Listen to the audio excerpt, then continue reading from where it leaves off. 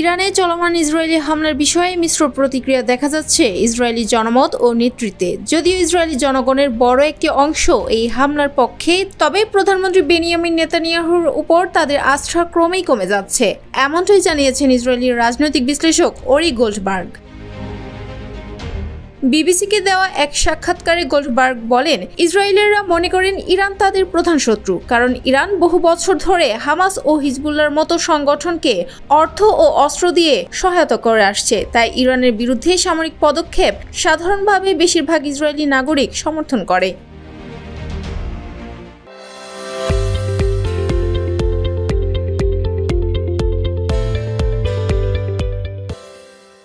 তবে তিনি আরো বলেন, এই যুদ্ধের নেতৃত্ব যিনি দিচ্ছেন সেই নেতানিয়াহুর ওপর জনগণের আস্থা নেই। রাজনৈতিক ও ব্যক্তিগতভাবে তিনি অনেক সংকটে রয়েছেন। একাধিক মামলায় অভিযুক্ত হওয়ায় তার ভাবমূর্তি অনেকটাই ক্ষতিগ্রস্ত।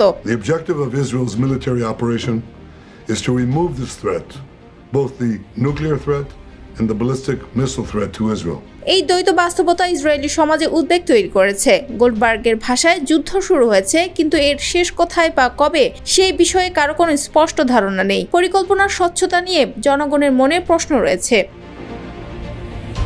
এদিকে মার্কিন কর্মকর্তারা একটি চাঞ্চল্যকর তথ্য দিয়েছেন। তাদের মতে নেতানিয়াহু চেয়েছিলেন ইরানের সর্বোচ্চ নেতা আয়াতুল্লাহ আলী খামেনিকে লক্ষ্য করে সরাসরি হত্যা অভিযান চালাতে। মার্কিন প্রশাসন আশঙ্কা করছে এমন পদক্ষেপ নিলে পুরো মধ্যপ্রাচ্যই ভয়াবহ সংঘর্ষে জড়িয়ে পড়তে পারে।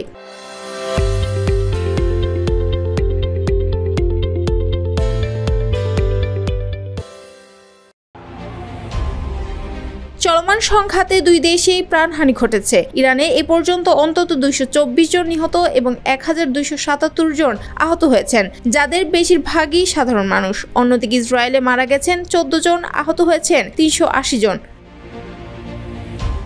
যুদ্ধ যখন তীব্র থেকে আরো বিস্তৃত হচ্ছে, তখন একদিকে ইরানকে প্রতিপক্ষ হিসেবে দেখে ইসরায়েলের আক্রমণ সমর্থন করলেও অন্যদিকে দেশের নেতৃত্ব নিয়ে তাদের মনে তৈরি হচ্ছে গভীর সংশয়। তাই বিশ্ববাসীর প্রশ্ন, এই আস্থার সংকটের মধ্য দিয়েই আদৌ ইসরায়েল সফলভাবে যুদ্ধ চালিয়ে যেতে পারবে কিনা।